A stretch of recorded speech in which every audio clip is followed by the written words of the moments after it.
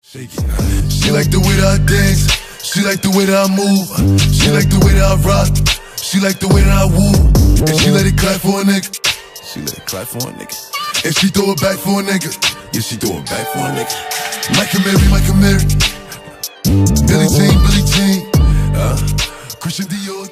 What up, though? This is episode 205 of the iHeartMiko podcast. Today is March 17th. 2020. I am joined by my sidekick, Hustle. What's up, Hustle? What up? We here now. Cowboy Nation, baby. Oh, Lord, here we go. Okay.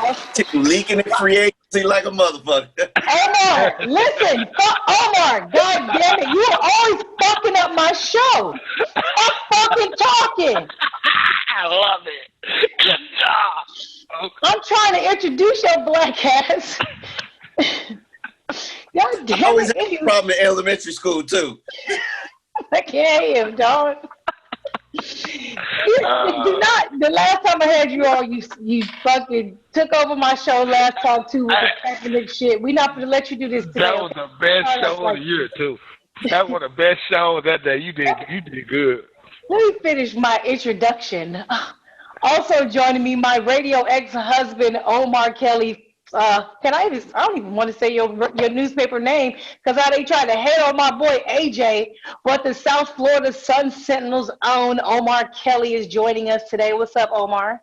Chilling. How you doing? I'm only speak when spoken to. I'm gonna try to act like I was taught this in elementary school.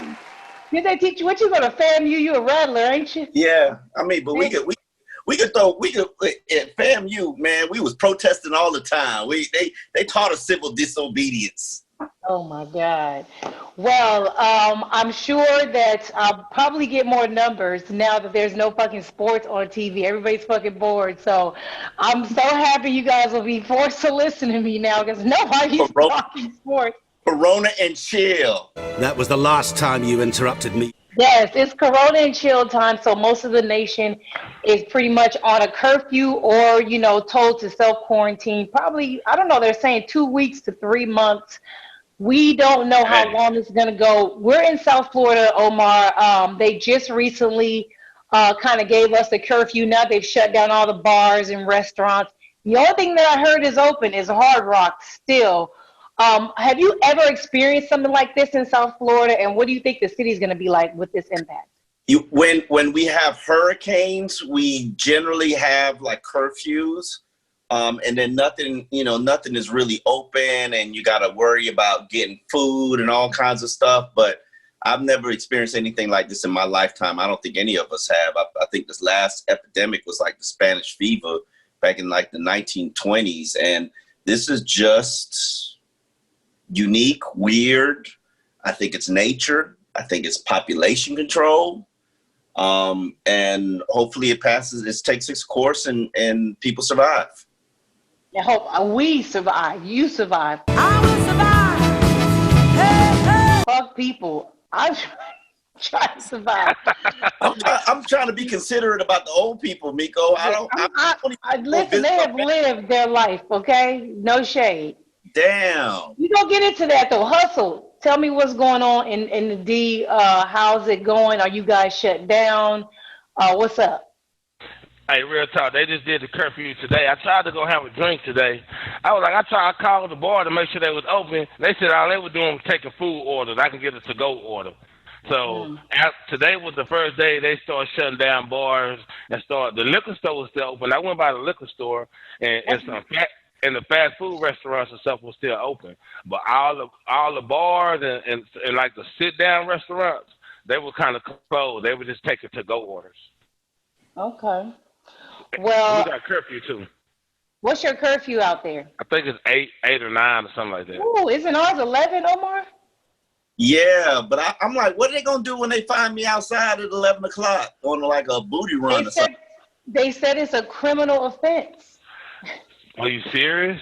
Yes. Hey. It was on the news. I put it on my story. I deadass put it on my Instagram story so people can know it's a criminal offense. It's crazy. Wow. I'm a media member. We exempt all that bullshit. I just show my pass. Oh my God, you ain't exempt this shit, especially black as you are. Nigga, they'll shoot you. For no reason. Don't give these pigs no reason to shoot you, Omar. Stay in the house.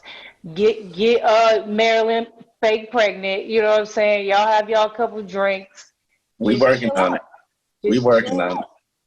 I want to say something to people because I'm on social media and just watching and seeing what everybody's talking about. And I get it. There's a lot of jokes. We need jokes. We need laughter because we're all bored at home. A lot of people are miserable because they have to actually take care of their kids and their teachers don't have to do it. And so I hear people like, oh, I'm doing a good job taking care of my kids. Bitch, you don't get an award for doing what you're supposed to do. Like, you're no trophies for doing the right thing to anybody. And so a lot of people are not taking it as serious because there's not a lot of deaths. And what I want people to understand is there's a couple of things that are happening with this coronavirus. First of all, the spread of it is way easier than the regular flu. So just shaking somebody's hand, just being in their space, breathing their air, you can get it, And so when that happens, that doesn't mean you're going to die. It also doesn't even mean you're going to get sick. But what happens is you continue to spread it to everyone around you, and then the elderly, the obese, the diabetic, the people in poor condition, they are the ones that are getting very sick and dying. And so what's also happening is the people that aren't dying or getting really, really sick, they're going to the hospital and they're flooding the bed. So let's say, for example, one of your loved ones gets into a car accident on the freeway and there's no beds at the hospital because we're spreading this disease so badly that it's filling up the hospitals and regular emergencies are not going to be able to be seen. Not even just that. Marilyn works at the hospital and literally my fear is that she'll come in contact with it because think about it. It's about what is the population? Where you supposed to not be interacting with a lot of people? Social space. Social space. She interacts with 50, 60, 70 people a day because she works at a hospital. And so now think about all the people who work at a hospital. Then they come home to their family members. You're interacting with your family members. She says they're being checked for their temperature every single day. They should. Yeah, Mika opened my eyes. I can't lie. I was one of those take it lightly people. I'm still kind of on the light side, but I'm getting more serious now as the world is getting serious about it. So once the world starts shifting like this, I kind of got to react to it in a serious light. But I didn't take into account of, like you said, you going out and taking a chance. You might be sick and be fine, but you are taking a chance of giving it to a kid or an elderly person and spreading it if you are out and doing something like that. So that makes sense. I didn't think about that perspective. I ain't gonna lie. I was out at Wood Tavern on Saturday night, turning it up because she got mad at me. I told her we was out. She got mad. You don't give a cow. I want to have a drink, man. I went off on her. Hey, I knew a curfew was coming, so I'm like, damn, shit, this is my last chance to get out. You did. Hey, I'm glad I went out, because that's the last. I went out the last night when bars was open and had a good time. See, this is the thing about me. I literally have a fucking concert with myself every single day of my life. I'm in here cooking and cleaning and dancing my fucking ass off. I don't need none of y'all. I don't need nobody. All I need is weed, and now I'm getting crazy sad because I only have an eighth left, and my weed connector was like, nah, I'm quarantined. I'm like, bitch, what? You got an eighth left? What, you? Yes. You? I just listen, everybody else just quarantined this week. I quarantined on Monday, last week. So I've been quarantined about 10 days. Also, this is another thing that I just found out. So one of my girlfriends, her grandmother passed away last week, not from the coronavirus. She was an 80-something-year-old woman, but she fell and fell pretty badly and injured herself. And her daughter didn't come, I think it was like an hour and a half after she fell, and she passed away. And now they can't even have a funeral for her. She can't even go see her grandmother because there's no gatherings of, now it's like down to 10 people or more. And, they can't all get together and mourn their loved one because we're constantly spreading it. It's not because of the deaths. It's because we're spreading it. And the more we spread it, the more the unhealthy people are going to die, basically. A lot of unhealthy people going to be created because you can't go to the gym. Now people going to have to run outside, do workouts, however they can do them. That's an excuse. You could do workout. That's a fucking excuse, okay? I know I got a home gym and everything, but still, you can still work out without a gym. You can still find a way to exercise and to stay active and get your heart rate up so that you, and if you get obese because coronavirus kept us in, you was already obese, goddamn it. That's an excuse. That's a good point. Yes. So I just want to let everybody know that don't panic. Just take this time to be thankful for the lives we were living before this happened. Be thankful for all the time you got to get out with your girlfriend. You go out with your boyfriend or your husband, taking your kids out to the movies, to restaurants, to go and see family members. Make sure you make a good Corona and chill selection in terms of who you going to quarantine with. Right, because you know what's so funny now? Because you could make a quarantine baby. Yes, it's gonna be hella quarantine babies in December. But you know what I was thinking about? A lot of people that I saw this meme around, and it said, if you calling or texting now and they not answering, they just don't want to talk to you because nobody can go no fucking where. So where they at if they ain't answering your calls? or they quarantine and chilling with somebody else. Exactly, same thing. Same fucking thing. So everybody just be safe. Continue to wash your hands. It's really sad that we have to tell grown-ups to wash their hands.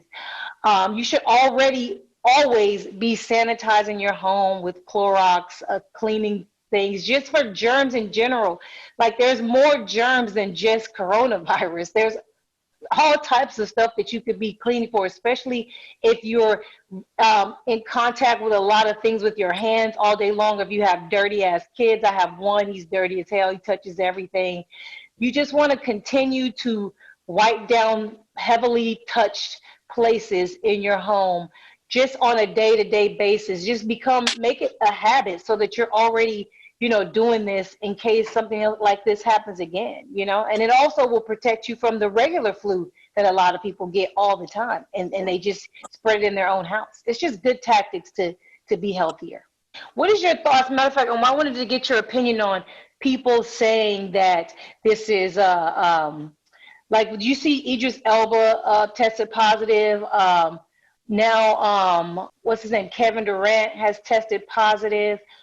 What do you think of people saying that this is like a hoax, like it's fake, like it's really just to get the government to force a vaccine on us, which is really supposed to be the killer? That is a rumor that people are talking about. You haven't heard any of this based on your face. Wow. I mean, the fact that the government is about to give companies billion-dollar bailouts. And that's it. And it's sick how they just ignoring the middle and lower class, but they want to bail out all these airlines. Yeah, they bail out the flight industry. Like, okay, yeah, they need the money. Yeah. And for instance, so many people are going to lose. Like, think about everybody in the nightlife and entertainment industry. That's a huge population in Miami. Like, that's like 30% of the people I'm around out here on the beach. And these people are out of work, out of money, and a lot of them live paycheck to paycheck, probably because they poor money managers. But yeah, there's no discretionary income. They're stuck. And I have, just think about all the restaurants that could potentially go out of business. Like, we got to support our local restaurants that we like and care about because, they're going to be struggling just during this time. And I just can't see, there's too much. The one thing I've learned about America is that they care too much about money, not American people, just American society. And this is a situation that's going all throughout the world. This is messing with the world's money. So I have a hard time believing that this is a hoax. Not a hoax, meaning like this is a real disease. There's an actual, a flu, but that it is really being spread to make us panic about coronavirus and then say, okay, give me the needle because, I don't want to die. I mean, yeah, I can't, I just can't even, like, just seeing the situation, my wife working at a hospital and how much they're going through just to deal with this. there's no way that I could think that this is some sort of scheme or plot or plan by the world's 1%. Like, because of population control. We supposedly, and I was watching a program about the coronavirus. Every 100 years, we have some sort of medical pandemic. The Spanish fever was the last one, and it killed millions of people throughout the world. And this is part of the stuff that they don't teach you in school. Like, I had never heard of Spanish fever, and I was educated by Carroll City High School, but I'm supposed to learn about the Spanish fever. It was something that killed millions of people. Like, and I didn't know that. I had no clue. Hustle. Yeah. I know you've been looking online and seeing how there's literally no food in the refrigerator, and everybody thinks we're running out of food. That is absolutely false. What I think people are missing is everyone's buying everything for no fucking reason, and they're not leaving any food for the elderly or for just people in general. Hustle. Is there any food in Dallas? Are you guys experiencing the same situation? No, true story. There's no tissue, no hand sanitizer, no Everclear, no... Everclear. No, I'm serious. People are buying Everclear and using it for hand sanitizer. No bullshit. I'm super serious. And you know why this is happening is because people are buying boxes and boxes and boxes of like, what the fuck are you going to do with all of it? Like, people need it. Sell it. Yeah, we low on canned goods. Some stores are out of canned goods. Everything. Like, it's different. We must have met, me and Marilyn, we went, and I've been shopping for like the last 3 days. We probably spent $400 on supplies and things that we need. And toilet paper, we got 8 rolls. I'm gonna wipe my ass with my hand. My wave gonna stink. That's what we got. We gonna have to use them 8 rolls. You know what's so funny about toilet paper is you actually don't need it. You actually don't need toilet paper. It's really not a necessity. And it goes back to just being real.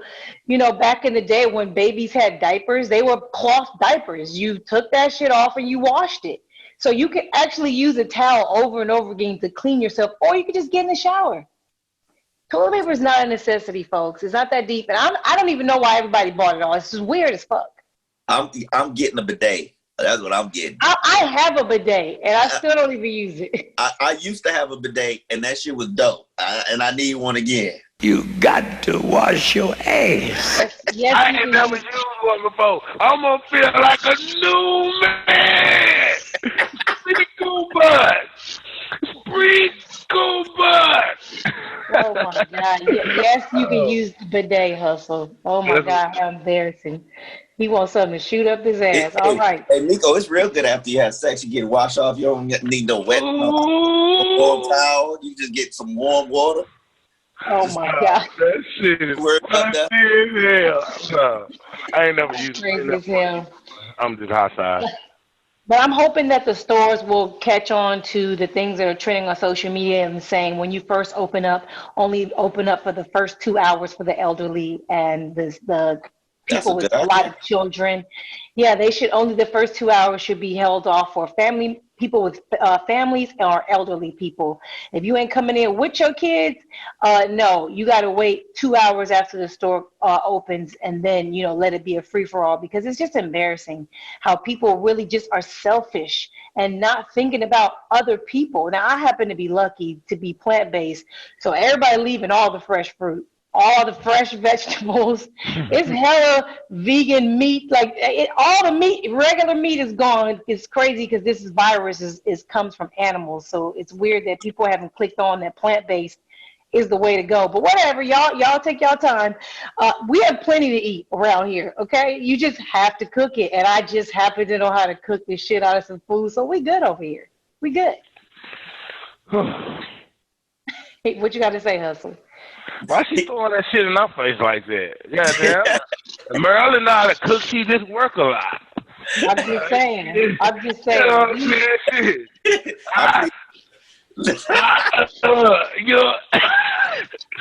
I'm not even trying to hate. I'm just trying to educate. We are over chemicalized and under mineralized society. 45% of America's, hold on 1 second, 45% of our population is obese. And that is because of the food we're eating. Yes, there will still be fat people if everybody was vegan, but there will be way less. It will probably be about 10%.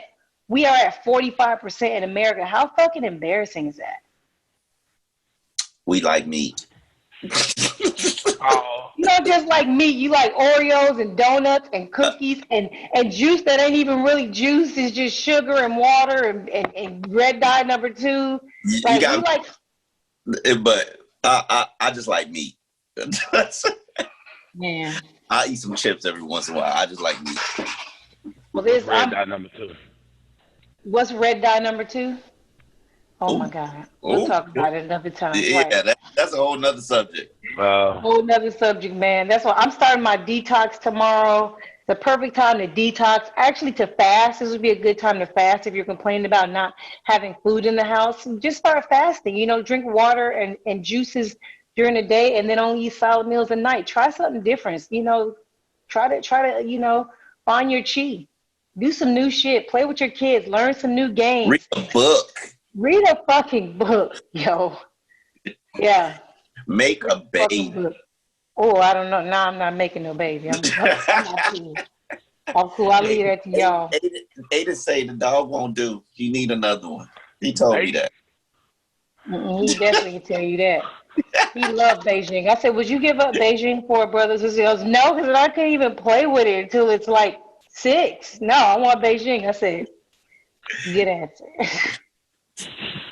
Good answer. So, what did you say, Omar, when we first started? You said OTAs aren't technically delayed? Because I read something that said that they were going to delay the start of OTAs and all that. They don't know what they're going to do. They're making it up as they go. They realize they're not going to be able to start OTAs in April, but they're delaying it and pushing it back as much as they can. They're still going to have the draft. But the draft in Las Vegas is canceled. They're trying to do the best that they can to keep the business of the NFL going as usual, but they realize they cannot have mass team meetings or, you know, practices. And right now, just everything is on pause until they figure out what we're doing. I mean, really, more than likely, from what I'm hearing, we're going to be quarantined till like the end of April. So yeah, everything is going to be pushed back in the NFL. That's fucked up. Guys can't even train in group trainings. Yeah, I know. No one can. No one can train. No one can do anything. And that's why it shouldn't even be a thought to push everything back. And this will also prove to people that you don't really need OTAs. You don't need them at all. If a guy is making money, if this is his job, okay, to be in shape come July and be ready to earn his paycheck, and he chooses not to be in shape, fired. Fired. It depends on the player. Hey, Ben Roethlisberger out of shape every year. Ben Roethlisberger doesn't have to be in shape. I'm talking about the guys that actually have to be in shape. Are you trying to tell me that if Ben Roethlisberger didn't have OTAs, he wouldn't go to the gym and work out? Are you telling me that? I don't think he go to the gym and work out now. Whatever he's doing, he has to do something. He has to be doing something because you can't actually play the game without some type of cardiovascular conditioning of some kind. So, you're not just walking out there and not worked out at all and not ran nothing and playing. No, he's just a big guy. He's sloppy and he's just like that. But he's in shape. It's his shape. You know, there's all different types of shapes. Remember? You're right. He ran. That's one of the things that has amazed me throughout my life. The first time I saw Ben Roethlisberger out of pads, he was fat, and I didn't know that. Big, fat, meaty, old husky white boy. Could you imagine all those girls he slammed up against those bathroom stalls and raped? And they had to look at that body? Yuck. No comment. She always be trying to. Don't like even you want said, to touch that. So like you said, the draft is still going to go on. It's going to be a fanless draft, which is weird as shit. Also, the WrestleMania is still happening without fans. Weird as shit. The UFC has not canceled yet, but they're getting a lot of flack from the fans telling them to cancel it. So that's probably going to be another event that's going to be fanless. Would you watch WWE fanless? Yeah, I mean, I watch anything fanless. You act like there's things on TV right now. Like there's nothing going on. I can watch basketball fanless. I can't watch wrestling. It's so weird because they'll be doing all that little shit and like needing the crowd to hype them up. There's no one. Yeah, that is true for that. They actually need crowd participation. Some of the shit they like say the fan reacts to it. You know, they have their little talking back and forth. That shit is gonna be weird. You can react from the house though. When he doing all that, we at the house. Yeah, get. You can react like that at the house. Oh. Ain't that what we do? That sounds corny as shit. Oh no! I'm talking about for the wrestler, for the actual wrestler. Like, how would he feel? But hold on. Look at this. Think about this, Miko. What are we gonna do for a month? Like, as a society, television. Like, we're gonna figure out who we really are. That's the part we gonna do. Like, yeah, like soon we gonna have to have conversations with one another. Like that bad bitch that you be posting on social media that can't cook or have an intelligent conversation, you gonna hate her after this shit. Fuck you, bitch. Fuck you. Fuck you. Fuck you. Fuck you, bitch. I tweeted this out today, and I truly do mean it deep in my heart. All these guys that's corona and chilling with these chicks, have them cook you a meal. Don't have it. Don't be bringing them takeout all the time. Let's see if they can cook. It's a great opportunity right now for you to see all these women who cannot cook. And I think we got a society of young women who cannot cook. Very true. Very, very true. A whole lot. So Omar and Hustle, the CBA has been passed. Didn't take long. 500 plus players did not vote, which would have been a huge difference maker. I'm not reading over the entire CBA, but I skimmed through the important parts. Omar, what wins did the players get in the CBA, in your opinion? Well, they got 1.5 million worth of gain in ownership stake, that which will in 10 years equate to about $1.6 billion, which that was good. That was progress. Now they gave up a 17th game for that. The cheap players or the minimum players or the lower end players, no matter what you want to call them, they gained $100,000 in salary, and in basically 9 years, the minimum salary is going to go from about $500,000 to $1 million. That's a good starting point. They get better benefits, more money in terms of being put into their health care. They get tuition reimbursement. Practice squad players get raises. They get more rights. They get 401k. So the NFL owners basically created a great scheme and hustle and con to benefit the lower end players, which I think is who I wanted the new CBA to go towards and help, because there's a huge divide between the haves and the have-nots in the NFL. I believe it's like 170 something players make more than $4.25 million in the NFL, and it's literally a league that has 1,700, 2,500. Yeah, and that doesn't make any sense. That doesn't equate to me, but it makes perfect sense to me. But go ahead. How does it make perfect sense to you? Like, because the NFL is a horrible league. That's why. They're using these bodies as crash dummies, and they're not actually compensating them very much. People see, oh, well, he made $250,000. I wish I could make that. Yeah, but they only out the league in 3 years, and they have to live off that the rest of their fucking life, and they have no other thing that they can do. Hey, most of them. When they get 65, they get a hell of a lot of money. If they can make it 65, that's what the NFL wants you to think. And I don't know. It'll go back to what Miko said from the beginning. You shouldn't get props for something you're supposed to be doing.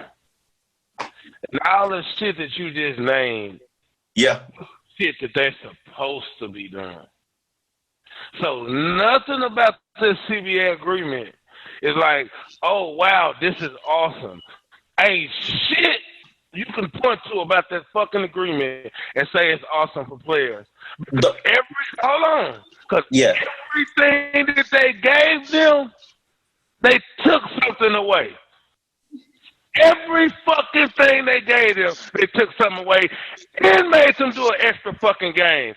And ain't shit about that shit makes sense. Man, in a fucking negotiation, you supposed to negotiate. It's supposed to take some time. Ain't no motherfucking agreement supposed to be done this fast. They've been negotiating it for over a year. That was one of the things. That's not fast enough. There ain't shit fast enough about a negotiation that's gonna be for 10 years. They're gonna try to tell you a year to make a negotiation that quick for a fucking 10-year agreement and say, well, you gotta look at the bright side. You can amend some shit if you want to. And fuck some amending shit. If I got amended, I need to ask for it right now. That shit's dumb as fuck. The one thing that I will say, and I talked to DeMar Smith, me and him had a little disagreement, tussle, the reasoning for the 10-year agreement. And I do understand his reasoning. The economics of the world, and he said this before we had this corona shit. He's like, basically, we're protecting our share and our rights for a decade because you never know what the economics of the world will bring. You look at the coronavirus situation right now. That sounds like something a pussy would say. Omar. I'm sorry. Yeah. You're correct, but let me point this out.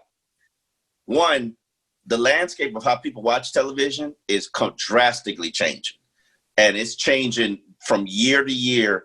And the NFL owners needed this deal to get done now so they could lock in a new TV deal. And they needed things to bring to the table to get more money from these new TV deals. Because literally the only thing people are actually watching live on television is sporting events.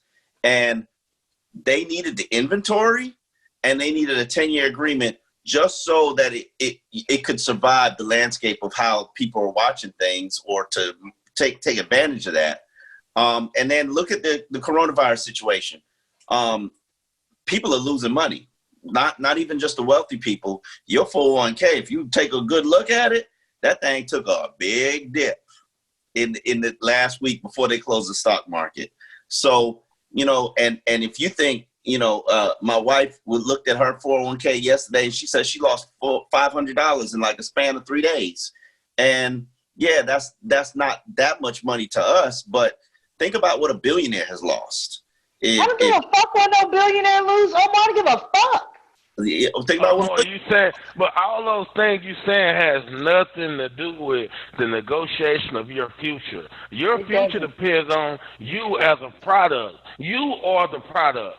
You, the player, is the product. So you're your own business. You're your own corporation. So if something happens with the world, if something happens in the world within that 10 years, it happens. Whatever affects us, it affects us. That's fine. That has nothing to do with what we should get now as far as their health benefits, as far as how many years they need to play before they're eligible for a certain type of retirement shit. None of that has anything to do with them getting their first guaranteed contract being different. None of that has nothing to do with them trying to negotiate anything. They gave a 17th game is a drastic change. That's a fucking drastic change to the game. And there's 2 more playoff games. There's only one team. Yeah, that's a draft. So you're telling me, so what are you getting drastic as a player that's making you say, you know what, let's do this shit because we getting this. That's what I'm at. That's what I'm.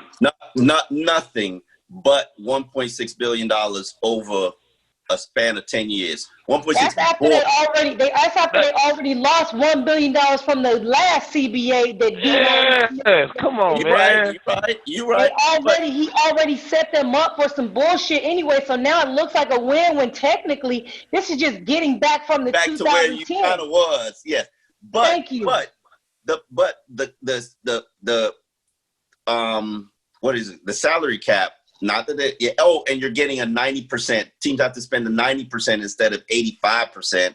So that's more money. So you gotta make a billionaire spend a little bit more of his money. You're correct. You gotta drop 7 pennies more into the bucket. Here's the thing about the NFL, and I realize this because I've now covered the league for 11 years, and I this is now my second CBA deal that I'm dealing with and I'm learning from. Players are not in the league.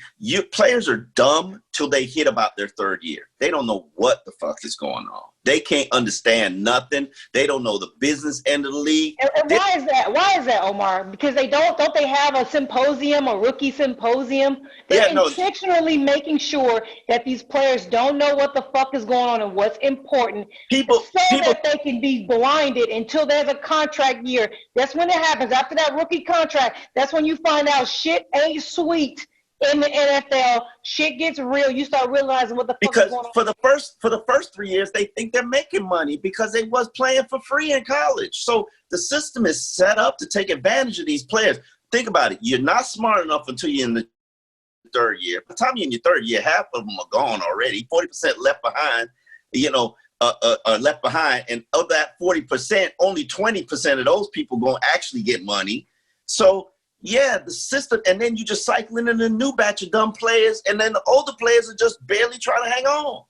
So the system is set up to exploit them and take advantage of them. But it's been that way since college. Yes. Go ahead, Hustle. I was going to say, if that's the case, if y'all feel that way, what changes? Because in my mind, if we have an agreement and we sign a 10-year pact, I'm going to look at that and be like, oh, hell no, some shit got to change. What are the player Nflpa doing or whoever they're doing to make changes? Because I see they changing to presidents, they making those type of changes. So I don't know. Go ahead, Miko. Let's get to it. So just so my listeners can know, I don't know if you guys know this. Here's how the Nflpa is set up. There's a president, and then there's a treasurer, and then there's 9 vice presidents. And then there's also an executive officer, and I believe that's who DeMaurice Smith is. So you have these 11 NFL current or ex people who are in the office, and then you have DeMaurice Smith. Okay, they are the ones that make all the decisions, but you also have player representatives, and that can range from 1 to 4 people on each team, depending on, however many are voted in. And so those people vote for whoever is in office and who's making the decisions. Now, every 5 years, I think, that you can change who DeMaurice Smith is, okay? And how you change that before was everybody in the league got to vote, and it was a 2/3 majority vote on whether that person stays. Now that DeMaurice Smith is getting hella competition from a guy who I think should be their president, who should be their executive officer, Cyrus Mary, I think that's how you pronounce his name. They have a new voting system now where they have 14 people, NFL players, ex and current players, who privately vote on this, who can be DeMaurice Smith. And they've just changed that. So now if he gets 7 to 13 votes of him staying, then they will allow him to compete with whoever might be the top other vote getter, a person that wants to run. If they get a majority, meaning all 14 vote for him, nobody else even has a chance to even try him for his position. They just changed those rules. There was no vote. They didn't do it the right way. They just basically said, fuck it, we're going to create a monopoly over our own system, and we're going to decide that DeMaurice Smith is going to be the NFLPA executive officer. We don't want anybody else. And that was the biggest mistake that they have done so far in the CBA negotiations. They should have allowed competition to come in, because DeMaurice Smith is a corporate lawyer. Okay, he fights for the corporation. He don't know shit about the little man. He don't know nothing about the working class citizen. He fights for the 1%ers, and that's why he's so famous. That's why he's so popular. Cyrus is a man of the people. Cyrus is the creator of the Rooney Rule. Omar, what's the Rooney Rule? Rooney Rule is where you have to force to interview a minority candidate for head coaching position and for a front office position, top executive position. But okay. Yeah, he created that with Johnny Cochran. Okay. He also created, let me give you a list. He also created something called the Fritz Pollard Alliance, yes. Women on Wall Street, and Working Ideal. These are all things that are like pro-black, pro-poor, pro-little man. Like all of his accolades, he has his own law firm that he shares with a guy named Stephen Skelet. But he is the founder of this law firm. I'm gonna read this off. He specializes in discrimination, civil and consumer rights violations, and corporate fraud. He is most notable for the following cases: Robert versus Texaco, Ingram versus Coca-Cola, Robinson versus Ford, August versus Morgan Stanley. Like, he fights big time billionaires for a living and gets shit done. And the NFLPA doesn't want him. What the fuck is going on? That's what my issue was. See, in my mind, you gave a lot of good qualities to make me say, hey, that's the guy that should be it. But in my mind, I was thinking the NFLPA and those treasurers should consist of former players. That's what in my mindset, I was thinking. There are current and former players. Yeah, that's what I'm saying. Yeah, that's what I was thinking. It should be all, I don't know, maybe I guess current and former is fine. But that's what I was thinking. I remember DeMar Smith. He won the election. It was Trace Armstrong. It was Troy Vincent, who now works for the NFL. And I believe it was a lawyer who was Jonathan Martin's representation. I forget what his name is, a brother. And DeMar Smith won because he had the best legal mind of the batch, and he was a lawyer and blah, blah, blah. Do I think that they signed a good CBA deal back a decade ago? No. Do I think that they signed a good CBA deal now? No. But what I will say is that I think that they have grown and looked out for the little man more than they have in the past. Now, that should have already been happening, Omar. That is like the embarrassing part of this all. Like, you're almost like, hey, Mom, Dad, thanks for feeding me every day. I agree with you. Keeping a roof over my head. The last CBA deal, it was sold to the players as it's going to protect the middle class. It's going to protect the lower guy. And it did the absolute opposite. Because why did he get hired again? Why did he get his job back? Is there racism in America? You be sitting there thinking about that paycheck, talking about, no, sir.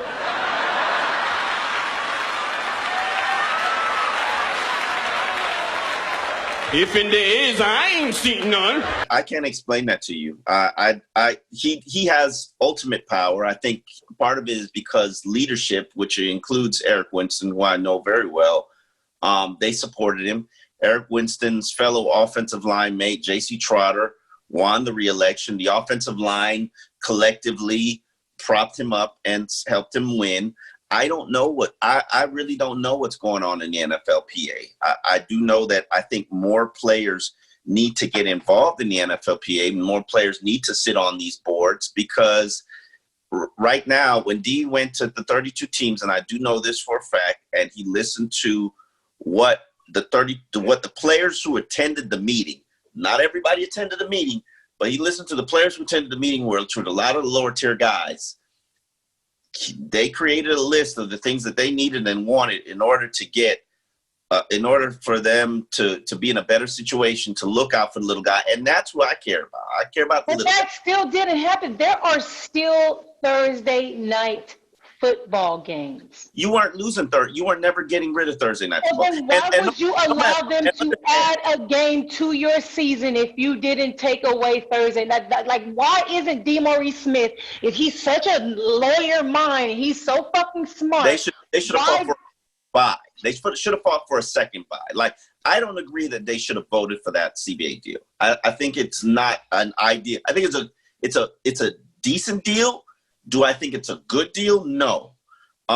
It's going to take care of a lot that they should have been doing. Tagged. Omar, they can still get tagged for 2 years. I agree with you. I think that they should have said you can only be tagged. There's a lot of things that I would have created, but here's the thing: players don't have leverage. They know their leverage is. Oh God, I'm sorry. That's the craziest shit I fucking heard in fucking life. How the hell they don't have leverage because they don't want to fucking have leverage. That's what they don't. No.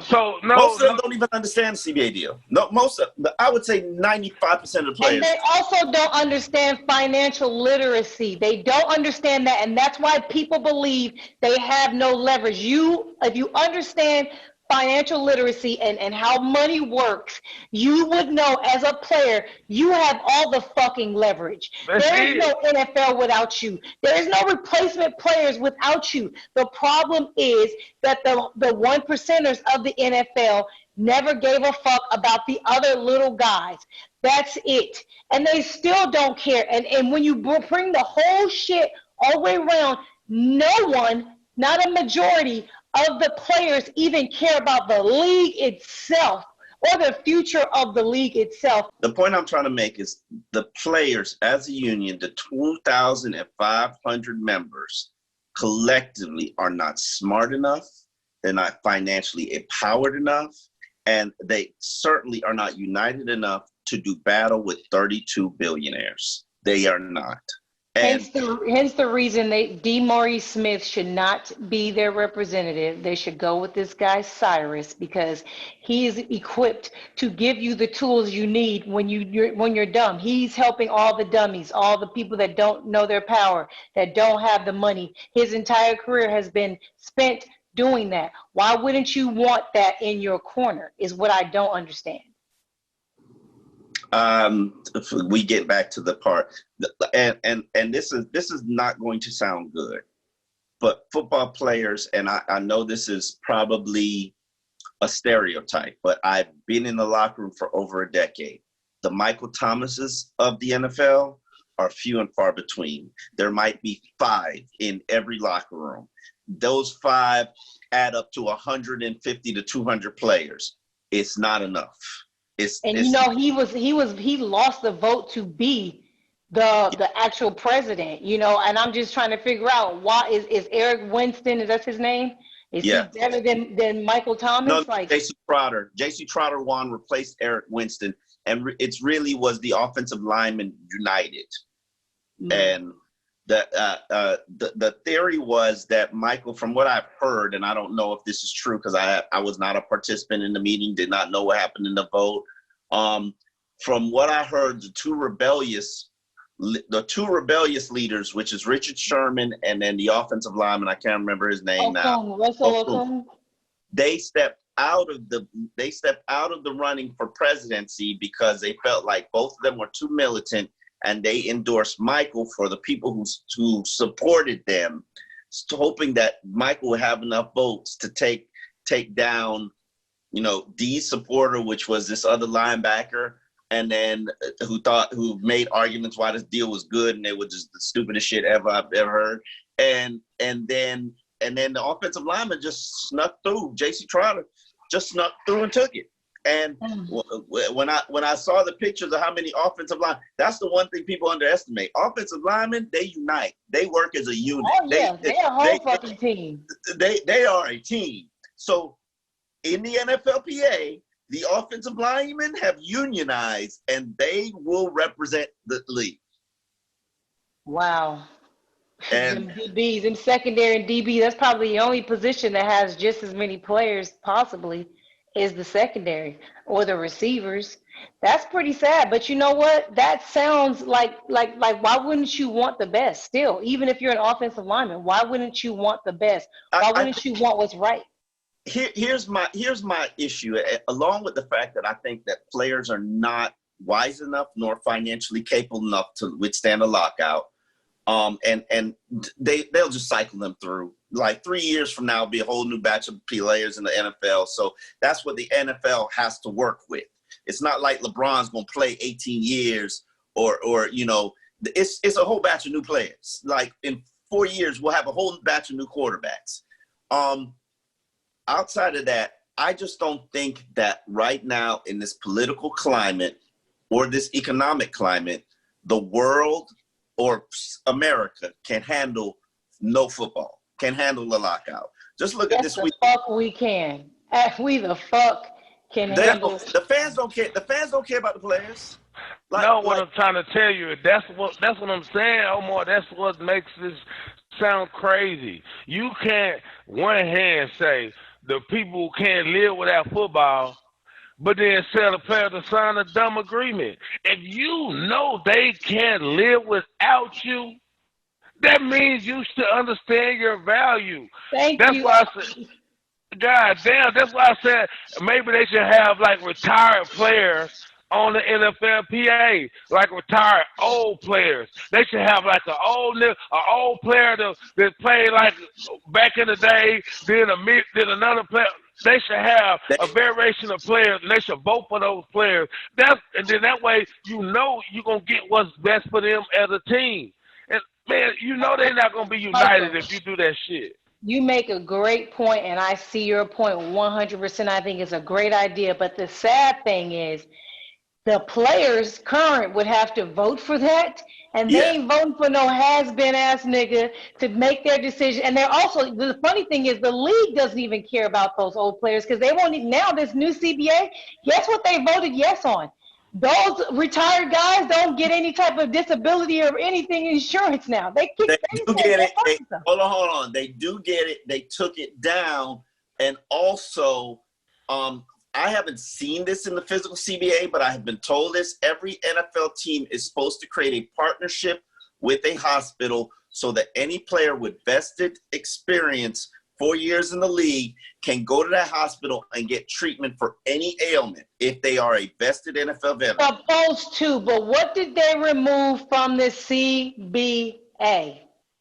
Money for these players to be medically insured. Because they said, and this has not been verified by me, that the players have been double dipping by taking Social Security and disability along you let the government figure that shit out. You just don't just kick everybody out just because certain niggas, like, you know what I'm saying, hustle the system, my nigga. Like, god damn.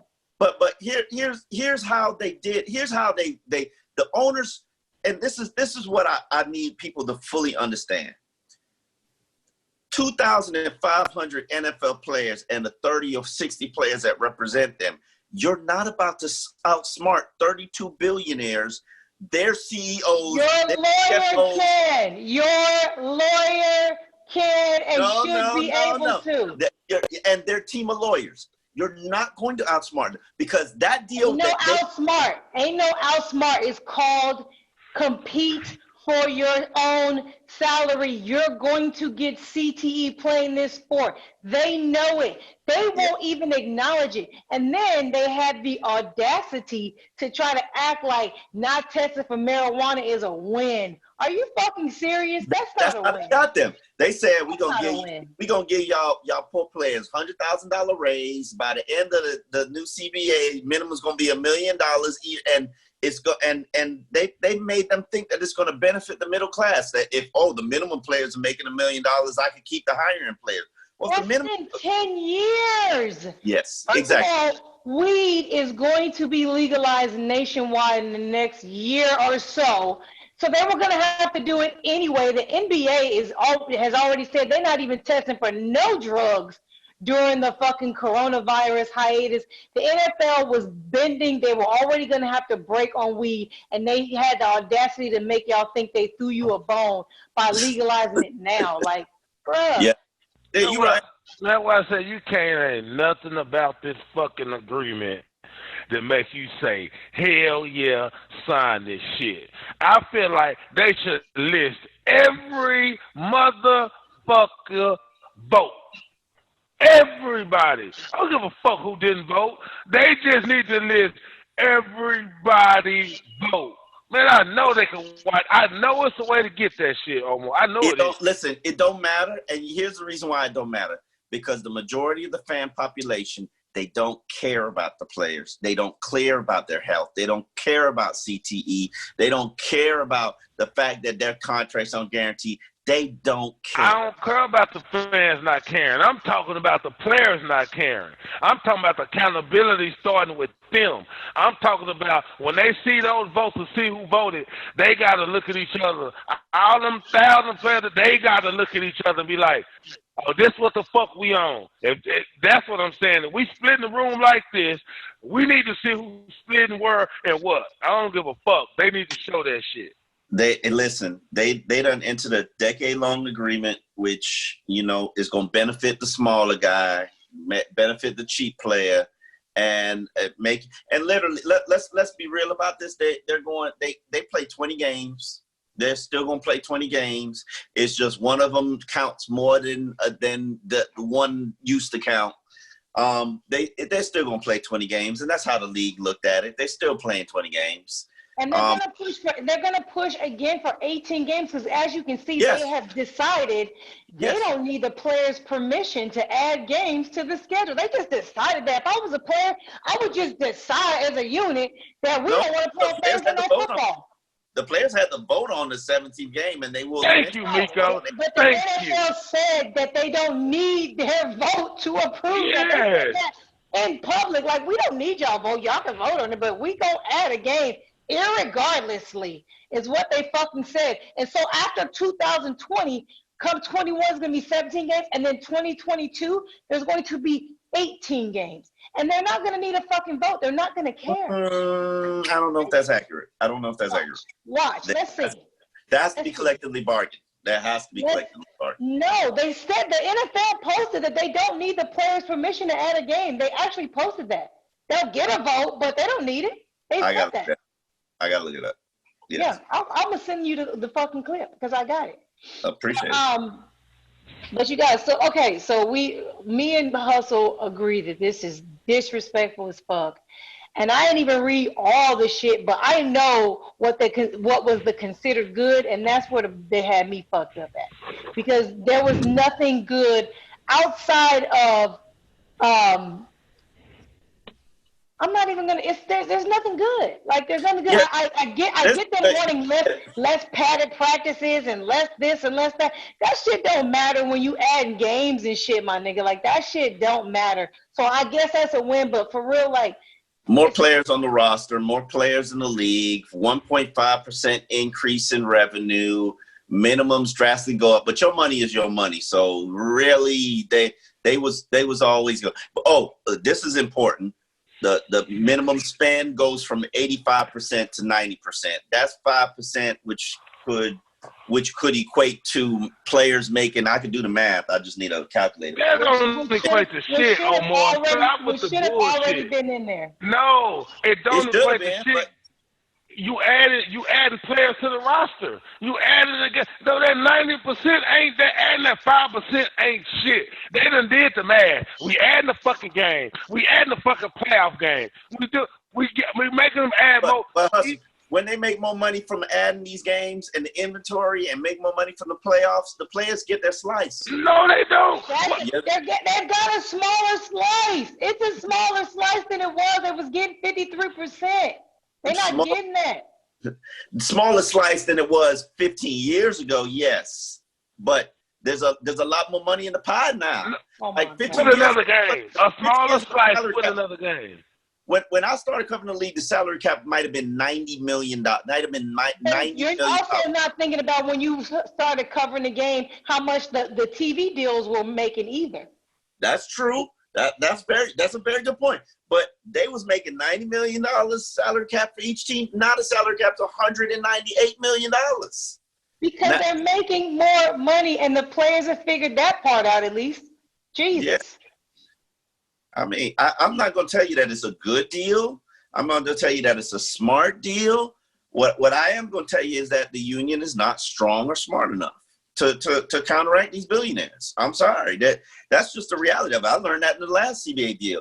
The deal that they took and accepted and thought that was good, there was so much shit that the owners slid through there that they didn't even catch, that it was ridiculous.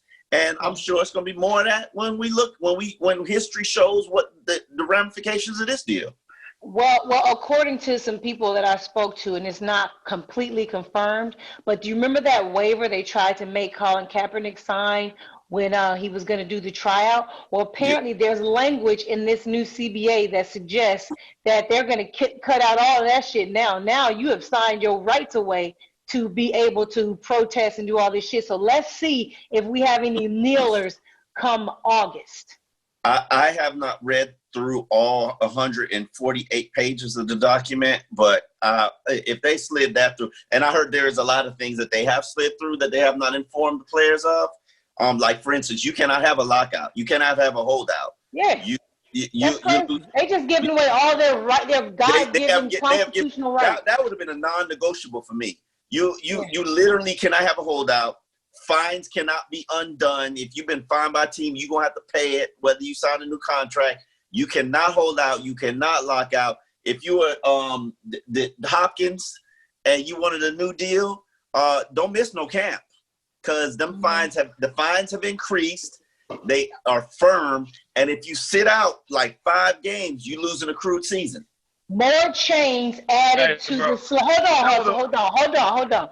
More chains added to the shackles on these players, and also the audacity of DeMaurice Smith to give, what is his name, Roger Goodell, total autonomy over punishment. He doesn't have it anymore. They took it away. The new CBA took it away. Are you sure? Absolutely positive. The new CBA took away his punishment. There's going to be a jointly appointed punishment person. A what? Jointly appointed punishment person. He is hiring this jointly appointed punishment person, Omar. Because you know the NFL is known to police themselves. So you're trying to tell me they're going to... No, NFLPA has a say in who decides who's the punisher. The only thing that they have firmer on punishment for is DUIs. If you get a DUI...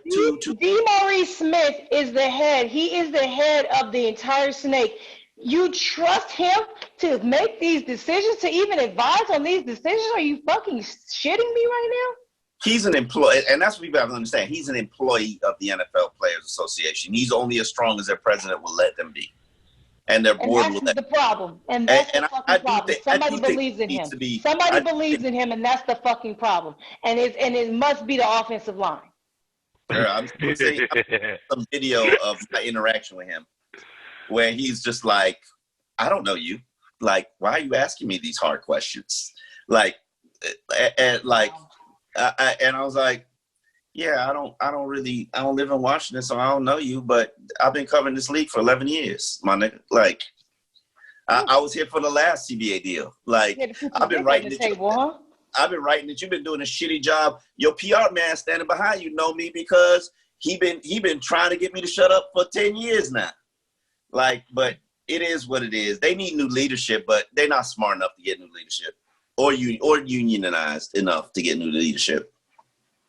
Also, you had something to say before we moved on? Yeah, I don't know. I just feel like this is a bullshit deal. That should be what the article, what the next article or something should be about. Shit, changing the leadership within the NFLPA, making them get smarter. What changes they gonna make to make the next deal better? Shit, because this is horrible. It ain't nothing they could do, because you know what? The next 10 years from now, the next 7 years from now, when they start negotiating this, all these niggas gonna be gone anyway. Only Patrick Mahomes gonna be here. Like the union needs to get their own act together, and the agents need to get their own act together, because all these agents are advising these players to sign this deal because they just want their money and they didn't want free agency to stop. But the bottom line is, like, nobody, and this is what people don't understand. There's nothing in the NBA or Major League Baseball's collective bargaining agreement that demands that they get guaranteed contracts. That's just the culture of the league. And the NFL the agents has to get to that point. Kirk Cousins 3 years ago was the first player as a free agent to get a fully guaranteed deal. There hasn't been a single person who followed his lead since, not one. And that's the problem. It's the agents, it's the leadership, it's players are not smart enough. And the smart ones, eventually what they do as the smart ones is they push them out the league. Like, I'm sorry, and I love Michael Thomas, but Michael Thomas too smart for them. They're gonna push him out the league. Like, when you realize the fuck shit that goes on and you try to do something about it, they will cut block you. Yeah. Good segue, Omar, bringing up Kirk Cousins. Like I said before, don't try to hijack my goddamn show, okay? We're going to move on. And I want to talk about Kirk Cousins because you brought him up as one of the only players to demand a fully guaranteed contract. And what I think that the players and the fans don't realize about these contracts is it's a trick. You know, they'll say, oh, this person signed for 5 years, $110 million, and that's all you hear. You have to get to the guaranteed money. What's actually real money? And that's all the player is going to get. Unless he's a quarterback, you have a good chance. It is very rare. Let me say that. Brent Grimes got $8 million unguaranteed dollars from Tampa Bay. A very rare thing that took place. But once your guaranteed money is up, the year before, they're either going to, if you're really, really good and it paid off, they're going to try to restructure you or renegotiate you early. And if you're not good enough, they're going to simply threaten to lower your next contract or cut you or trade you somewhere you don't want to go. There's a lot of threats and a lot of bullshit that goes on in these leagues. And so until the players realize this and decide that I don't care if my contract says 4 years, $96 million, but I'm only getting 27 guaranteed. No, fuck that. It's 4 years, $27 million, and here's how it breaks up. That second number doesn't matter. No doubt about it. They don't get it. They don't understand. Look at Devontae Freeman and his contract. That motherfucker saw maybe $20 million of that full contract. You could look at all these deals. Look at David Johnson. Like, he's a pariah right now, even though he just got traded to Houston. But he's a pariah because he's got too much money guaranteed on his contract. They don't want to create a culture, and that was a non-negotiable for the owners. They do not want to create a culture where these contracts are guaranteed. They just rather continue to give out this fake money. Well, Kirk Cousins just restructured his deal. Kirk is now, he got a 2-year extension work, and it's making $96 million guaranteed over the next 3 years. So his second number would have probably been like $156 million for shits and giggles. But at $96 million guaranteed. That's fucking incredible. He's negotiating his ass off, and it's the perfect timing for him because they did have a good run in the playoffs last year, even though they didn't get to, where they needed to go. I think he played well. In the beginning of the year, it looked trash, but shit looped around, and they made the playoffs. Nico, it's not even about his play. It's about the fact that the Minnesota Vikings were capped out. They ain't had no money to spend because they needed him to restructure his contract to create room. They needed to move Stephon Diggs so they can create room. They was capped out. They haven't really done anything in free agency. They just continue to lose players. Actually, they cut Xavier Rose too. They just purged him. They cut Xavier? Yeah, they cut him yesterday. Hey, your Cowboys can get him. You need one because y'all Miami Dolphins done overpaid for your average cornerback. Oh man, my God. do you see that shit? Yeah. Okay, so let's we're gonna talk free agency. We're done with that. We can talk about Byron Jones signing for he's not worth this money, dog. First of all, this nigga hasn't had an interception in 2 seasons, bro. Hey, you are you hear me? I'm already holding it up. You see him? You are worth what people will pay you. He is going to make $40 million over the first 2 years of his deal. Props to him for the hustle. Listen, I respect every man's the hustle. Hey, and listen, it was a bidding war. And fortunately for the Dolphins, Steve Ross don't like to lose when it's a bidding war. The stakes just kept getting raised. It ain't nothing but money for him. Like, he good. So I don't get it. I don't understand it. I don't condone it. But hey, If your owner gonna throw it in the bag, let him throw it in the bag. I mean, I get it. This is first time playing the video game, so he's excited about. Even doing He's celebrity excited about. Who are you talking about? Steve Ross has made playing the video game. Steve Ross has made 7 players in the NFL the highest paid player at their position since he's been an owner for 11 years. 7 players. Oh, Sue. Let's go to Sue. It go to Jake Long. It start with Jake Long. Y'all gonna make me get my notes. Jake Long. Then you go Carlos Dansby at linebacker. Then you go Ndamukong Suh. You go Brandon Albert. You go Mike Wallace, Xavier Howard, and now you got Byron Jones. Two interceptions. 2 seasons, no interceptions. You know what's funny about all those other names that you mentioned? I could kind of understand them being the highest paid at their position. Just hearing the name, and it's like, okay, respect. And then you hear Byron Jones, and you like, what the fuck? Byron! Here's how it was rationalized to me. He is a very good physical press cover corner who shadows guys well, is always facing his, and Brent Grimes could really break this down for me. I'm going to have a conversation with him. And he's always facing his receivers, not necessarily the ball, so he's not really in position to get the balls. That's why he doesn't have more than 2 interceptions. And I have watched a little bit of his film, and he's always he's a very physical press corner, and he's always up in the receiver's grill. But yeah, I would like to. For some reason, he never intercepts the ball. For the job that you got your corner for some reason, he be right there, but he just never get his hands on the ball. That's cool for the highest paid in the league? Come on. That is not cool. Listen, I'm not going to argue with you, Miko, because I agree with you. A good cornerback produces turnovers one way or the other. Forced fumbles, interceptions. I don't care. Like turnovers and sacks, that's how you win on defense. So I'm Hustle. He came from your domain. What's up? Give me the tea on the brother. Tell me what you think about him. Yeah, I mean, he is a physical corner. He hawks the ball, but he definitely was being top paid, top 5 paid, top anything. He earned the respect of the league before last year, but based on last year's performance alone, he doesn't deserve top pay. If he got top pay, he should have been incentive-based, in my opinion. Because he got top play ability. He got the slides. He got the speed. He got all that. Because, in football, they play different systems and different schemes. They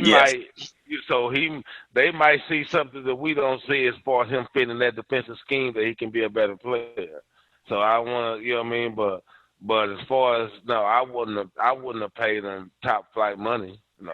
Well, also what has been explained to me is that the economic system of the NFL is going to change because of how much the salary cap is skyrocketing and how positions are, growing in terms of how much people are making. So the dynamics, maybe in 3 years, a cornerback making $15 million is a cheap player. I guess. I just think that Eric Ross is a terrible decision maker. It's not him making the decisions, though. Get the fuck out of here. He is not the one making the decisions. You're not finna tell me that. No, he's not. Tell me that. He does not make football decisions. He approves them and writes checks, but he don't make no football decisions. What the fuck is an approval then, Omar? What you think he about to say no? Yeah. He could say no. That's not in his personality. It's just not. How do you say no is not in somebody's personality, but then also turn around and say he doesn't like to lose a bidding war? Because if it's a player that you want, if you've identified, and I understand what they did. So he's making the decisions. They didn't have to target him. It wasn't even a position of need, in my opinion. They could have gone out. For what they paid him, they could have gone out and signed 2 starting cornerbacks. That's why I said he's a terrible decision maker. This is him. Someone's head would roll if this happened. It wasn't his decision. It wasn't just the Dolphins bidding for him. So, hey, And that's why the other teams lost, because they was like, he ain't worth that. You're right. Listen, in free agency, you're worth what people are willing to pay for you. So that's how the system is set up. Or hopefully you end up with Stephen Ross's bucket list, and he's fucking jacking his dick off trying to win a race to nut first on this player and win whatever. I know one goddamn thing. It better not be no bombs being called in that secondary, which y'all having the 2 highest paid corners in the league. You need pass rush too now. No, the fuck you don't. If you got 2 highest paid corners in the league, whatever. Cannot cover double moves. Whatever. Not you highest paid. They're supposed to be a lot. That's triple moves too. Nah, you cannot cover no double moves. You got to have some pass rush. You got to have. That's the one thing I've learned over the years is that pass rush might say you got to have some good corners. I can't be getting all these sacks if these corners ain't worth shit. Like where we tugging and pulling from? Either you good or you not, my nigga. Like, do you need something to be good? You need something to be good, then you're not that sweet, my nigga. Just keeping it a buck.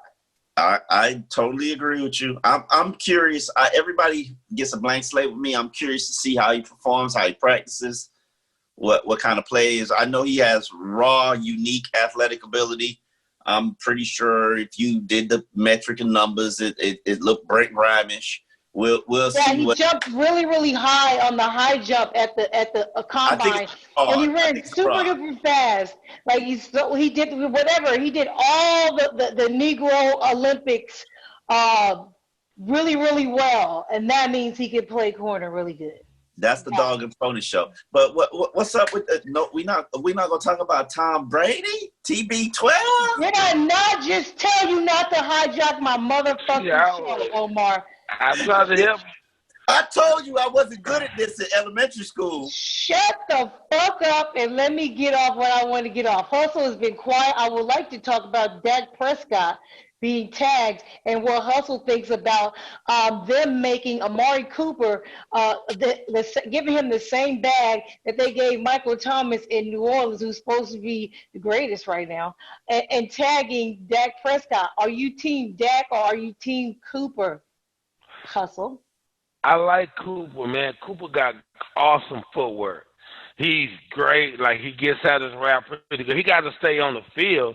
For some reason, he's off the field a few times, but I like the contract that he got because it's really not, like we said about the inflation of these numbers.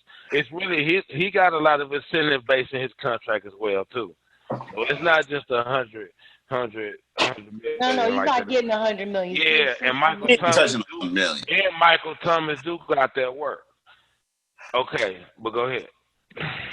Okay, so you're cool with them tagging Dak because when you tag a player, Omar, what do you go ahead? Why I gotta be Cooper or Dak like that? Because that's what it is. You had to make a decision. Dallas Cowboys got a lot of money. They got a lot of money. So what are you saying, that they're going to give Dak a contract before the season they're going to give Dak a contract. They better get Dak a contract. Then why would they tag him? Because it buys you time and it buys you the opportunity to negotiate without any interference. That's why. They got all through the regular season to get a contract done. Dak are you talking about the regular season? No, I'm talking about listen, when you tag a player, let me speak from a player's wife perspective about the motherfucking tag and why it's disrespectful as fuck, okay? When you tag a player, people only think about, you're getting the average of the top 5 quarterback salary, which is a lump sum, great. But what it says is 2 things from the organization. One, it says, you haven't proven to us that you're our guy. That's one thing it can say. Or it can say, 2, we question whether or not we really fuck with you outside of your talent. Can you do it? So when you get tagged, then let's say he gets 30 million. Let's say it's 30 million. Just on the good side of $30 million he's getting this year. If he gets injured, if something happens to him, that next contract is shit. Which is what, and Dak remember Dak finished the season with an injury. And he pushed through, and he fucking pushed through a lot of shit that was going on with him last season to play for them, and this is the motherfucking thanks he gets. That's correct. This is the system of the NFL. And for Dak, the man has turned down $33 million a year. He turned down. Yeah, he doing too much. Ain't nobody trying to have a little extra shit. He turned it down. That motherfucker turned it. He need to take that $33 million and go on and rock. Fuck wrong with Buddy. No. Hell no. No. What did you say, Omar? You are what you're worth, right? Yeah. The Cowboys ain't worth no $40 million. No. Okay, I'm not disagreeing with you there. But what the Cowboys need to do is they need to put a contract in place that makes him the highest paid quarterback in the NFL right now. And then in the back end of it, dump some bullshit off of it. They really need to. We'll take our chance in the streets. What? We'll take our chance in the streets.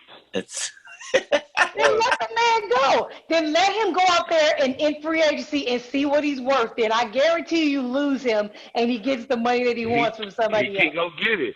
Well, that's why we gave him the tag that we gave him. So if y'all want him and y'all think he's worth that, go pay him and give us those first round picks. It's exclusive. Nobody can negotiate with him. Yeah, see? We good. He going to have to go on and ride out with us. Y'all act like he playing for slave labor. He gonna get like $32 million on the tag. But it doesn't matter if he gets hurt, if he gets injured. That fucks up everything for his future. Well, you decided to not take the $33 million a year contract, not them. That's why they want the tag. Everybody's out here negotiating, Omar. Everybody's their own corporation, and he has a right to fight. If goddamn Ryan Tannehill could go get paid off the bullshit season he just had, like, my God, this nigga had two. Bullshit or not, Tannehill played when it was cold outside. Dak didn't. Hey, you want Dak hustle? I mean, you want Tannehill hustle? No, I don't. But I want to win. Hey, and that's what Dallas might be saying today. Hey, you want your money, go win. They know good goddamn well Dak Prescott is not going to win the Super Bowl, okay? It's just not going to happen. Hey, they losing so many pieces right now, they might not even make it back to the playoffs. So this is why I feel like they shouldn't pay him. And they doing right. So while Mika was saying we don't believe in him, no, we may have some questions. Last year, we were Super Bowl contenders with you as a starting quarterback. Now, okay, you didn't get it done. Excuse me, you guys made up in your head that you were Super Bowl contenders. Mika, quit trying to hijack your show. I thought y'all were Super Bowl contenders. Thank you, Omar. That's 11 years in. 11 years in talking. So like I said, we was title contenders and we didn't do good. So now what we gonna do now is we let Jones walk. We let all the people who thought they were top tier go, except for you. So it's time for you to prove your worth. This is when you can prove your worth. We didn't pay Jones. We saved some money for you, but we gonna wait to see if you deserve it. That's what they're doing for Dak right now. Respect.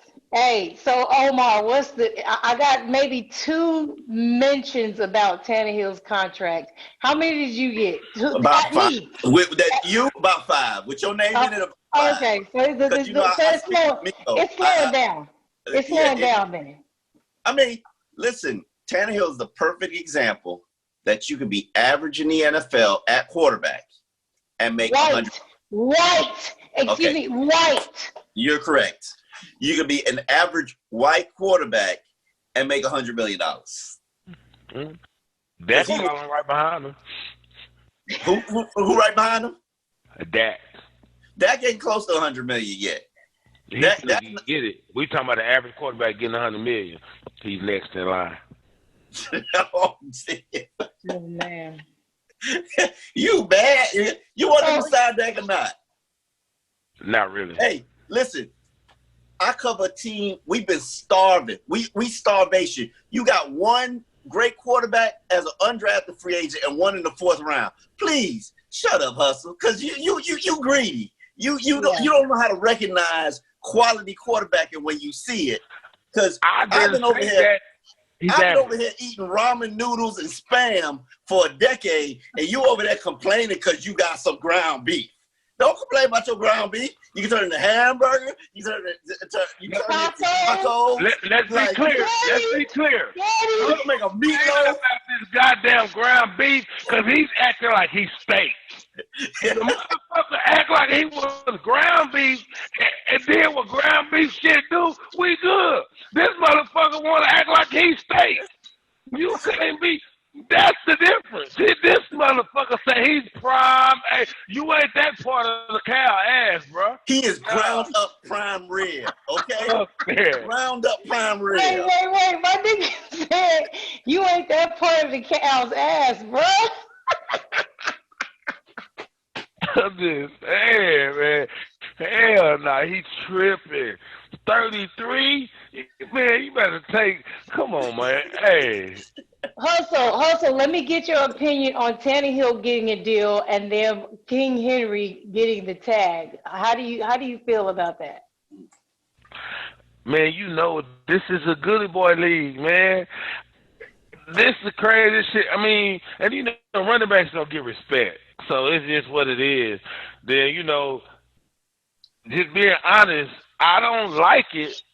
But if I'm gonna be real and put my real glasses on, Ezekiel and Ty Gurley kind of fucking it, and Le'Veon Bell are making it harder for them to pay them running backs like that. Don't forget David all them running backs got paid, and the next year after they got paid, they wasn't the same. Yes, along with Devontae Freeman. Devontae Freeman, David Johnson, Zeke to an extent, Ty Gurley, all of this. Yeah, it's like, and then you look at all them young running backs who coming in, rookies, doing work when they get into play. Like even in a sense, Connor for Pittsburgh, even Kenyon Drake, even like Saquon Barkley. The dude Pollard for Dallas can play. I guess them young running backs be coming in and play, and then shit, as long as you got a scat back, a Duke Johnson type that can catch the ball at the backfield and get yards, that's like a run too. So it's like, man, it's hard. Yeah. Well, I understand, but what I would love to see, which we might not ever see again, is a holdout so that Ryan Tannehill could earn his fucking contract. And then we would see, goddamn, it'll be like Scooby-Doo when they snatched the mask off the killer's face. I didn't think about that. Hey, that's a damn. That would be. He took a team to the AFC Championship game. His critics, including myself, Miko Grimes, said it could never be done. It was done. It wasn't done at all. He actually was on this man named Henry's back the entire time. The last 2 games of his career, he had 200 and something yards. Hey, he did it. We need to shut up and let him count his checks. Hustle, you could have did that probably. Bro, 2 something, they got 70 million. Ain't 70 million? Hey, man. Listen, don't disrespect him. He was the number 1 rated quarterback in the NFL in 2019. Bad day in America. Bad day. I don't even like quarterback right no more. When the motherfucker tell me some shit like Tannehill never won a quarterback rate, that I have to disown that stat. That was like one of my favorite quarterback stats. And when you throw that shit at me, it's out the window. My nigga got $68 million guaranteed, and now Henry has to literally fight another year running through holes, banging his body up, hoping he doesn't get CTE and knocked out, just so he can just sniff a payday like that. Listen, and he runs so upright, he might have 2 good years left in him. Exactly what I'm talking about, and why me personally I wouldn't play. Yeah, and now with the new CBA, if he signed that franchise tag, he can't hold out. He can hold out because he is not going to sign it. But yeah, I just wouldn't hope do he it. don't sign it. I'll be like, good luck next year, y'all. I'm gonna sit out. My body hurting anyway from yeah, you last going to lose year. $14.6 million like Le'Veon Bell did? Whatever, you still can get paid right after that, like he did. That's what I'm saying. That's what I'm trying to get you to understand, or more like what NBA players NFL players act like they don't understand, man. Your value is your fucking value, man. Y'all, it's like it ain't about that 14 million or not. I don't care, man. Dude, Le'Veon flushed. I support him for his movement, but he flushed $14 million down the drain. Well, to prove a point is that I'm going to move the fuck way I want to, and if the rest of the league did it, shit would change. Shit would fucking change. And how much percent do you think can do that? Would do that? The ones that are smart, the ones that get somebody to legally tell them what their power are, and if they all band together, they can do it. That nigga named Cyrus probably can help. Lift him up, y'all. If you too smart, they gonna shut the door on you. That's how the league is. They gonna push you out. Like it's amazing to see how the league operates, and even if you could still play, but if you causing too much trouble, they're gonna push you out. Right. Let's move on. You got some time, Omar? You got to go because we got like 2 more people we got to I'm good. Through. I'm good. You good. Okay, DeAndre Hopkins went to Arizona for a bag of Skittles and We Are the World t-shirt. Why did this happen? Now, outside of the contractual situation, it is rumored that he wanted to restructure again because he was only going to make $12.5 this year. And the team, instead of even just trying to negotiate with him, trying to work with him, just was like, all right, well, you out. Why would they do that? I don't know. And they didn't even open the bidding up to everybody because I know for a fact, I talked to one team and they would give up a first-round pick for to Hopkins. So you took a bag of Skittles and a bad contract. Most people expected the Arizona Cardinals to have to trade a draft pick and give up money to get rid of David Johnson's contract. Not only did they get rid of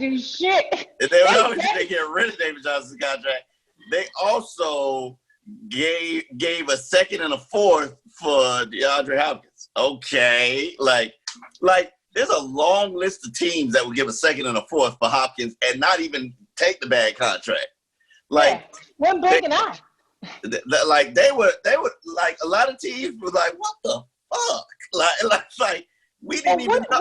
What happened? Do you have any clue why they did this? Is this like a sign? Like it's starting to make me think that their head coach / GM is a fucking idiot. He comes from New England, so I promise you he's a fucking idiot. I'm dead serious. They are assholes. I think he probably he that white dude. He probably look at Hopkins as probably being entitled. Like, motherfucker, you getting paid $12 million. You telling me about more money? Like, man, fuck you. Well, it's sad that he doesn't think about that the actual teams do that to players as well. Whenever they decide, well, you know what, you're no longer worth what we thought you were. We're going to get rid of you. We can cut you. We can make you restructure or threaten to hold you till June 1st like the Dolphins tried to do to Brent Grimes. They can play dirty games with you, but suddenly you're not supposed to be able to play dirty games with them. Right the fuck back? That's what who was it that said? Randy Moss was talking about Tom Brady today, and he said if players learn anything from this Tom Brady situation, understand that the NFL is a business. And honestly, and I'm being genuine and honest with you, that's what I tell these young players when I'm in this locker room. I'm like, bro, this is not a sport. This is not team. All this team bullshit they be feeding you, that shit only benefits them. This is a business, and you have to conduct yourself like it's a business. And DeAndre Hopkins probably conducted himself like a business, probably did some nigga business, probably told some winning that motherfucker everybody and turned over some shit and let them know I need my money. And he got basically washed out.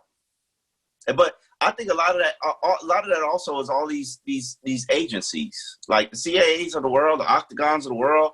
All the motherfuckers just to be benefiting their clients, and let me send my client to another CAA coach, and let me take care of this guy. Man, all that shit it's rigged. The whole league, you know this, Miko. The whole league rigged. Mm-hmm. She just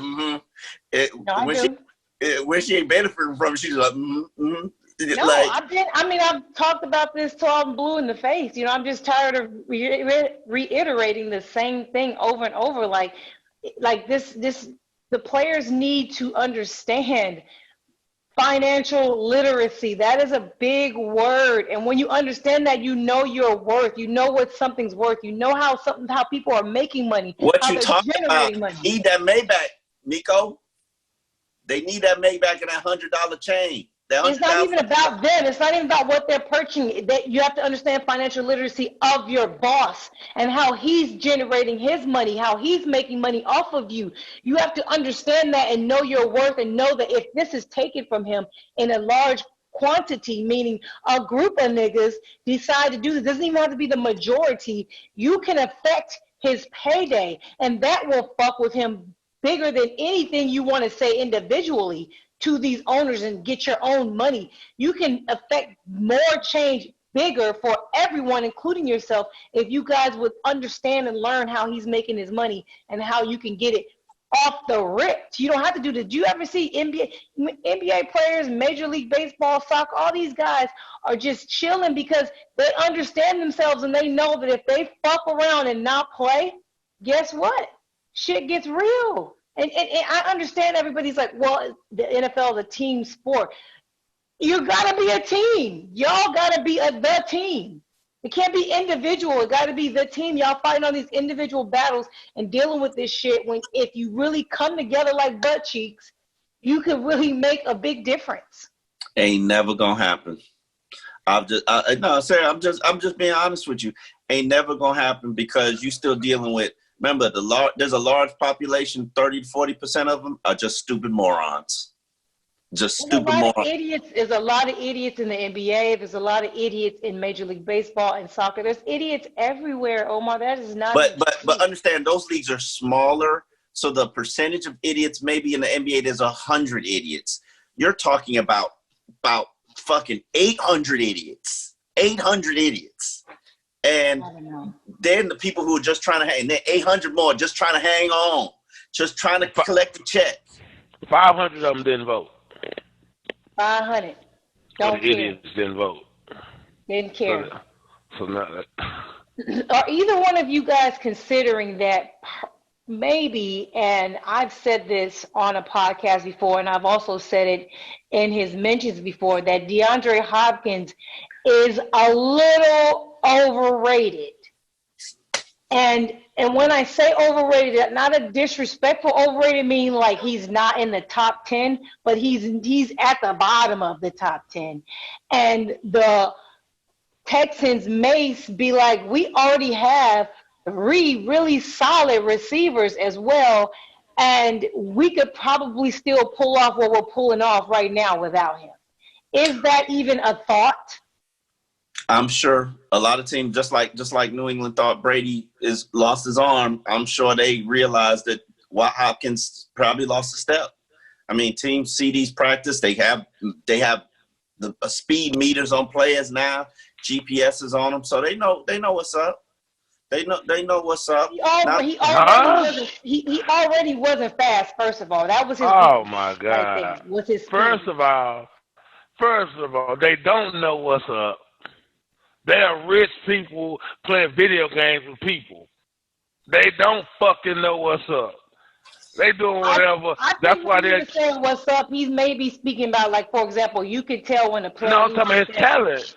Yes, they don't know if he still got it or not. Oh, he could, like, come on now. No, he still got it. We're not arguing whether or not he still got it. We're talking about losing the step, or, like I said, he may have a lingering injury. He may have slapped a bitch, and that case is about to come out next season. There could be a lot of things on the inside that they know about that could have warranted the fact that they didn't put him on the trading block publicly and let teams bid. they know something up, or it's an inside job, done by agency. They know dude. Peter King wrote about it that morning. Everybody's like, "Oh shit, what? Hopkins on the market? That nigga was traded by noon." And that's because it had already was done before. When it hit the news, it was already signed. Like I tell people all the time, whenever Brent signed the contract, we signed it probably 24 to 48 hours before it ever comes out and says, "Oh, so-and-so might be signing with," it's already been signed, you know? So I just think that Hustle. So what was you trying to say, that DeAndre Hopkins? It wasn't that. I just be hating all that shit. You know, you be disrespectful to certain wide receivers, and he's one of the wide receivers that you're disrespectful to. Well, you know, the only reason the only reason I've ever, quote, disrespected him is because I happen to live with a nigga that has covered him multiple times, who has also told me that I'm correct in my opinion of his game. So if you got something to compare with that, then I would like to hear it. But other than that, other than this nigga telling me you're correct in your assessment, I don't really understand why I sound crazy. You know why he might not give Brent problems? Because Brent is not the cornerback that needs to touch you. Brent is a very rare breed where he cover you. He don't need to touch you to cover you. And I would say that's like there were 5 other cornerbacks in the league that could do that. And Hopkins, he wants you to be physical with him. So that's why every time he played against Brent Grimes, he got nothing off. And so that's where my opinion comes from. I mean, when I watch him play, I will tell you his only weakness, true weakness to me, is his speed. That's it. He's pretty damn good everywhere else. He just doesn't have speed. And when you can't separate from a corner, that's a problem. And he needs you. He need to push off. He pushes off a lot. So I don't think he's overrated.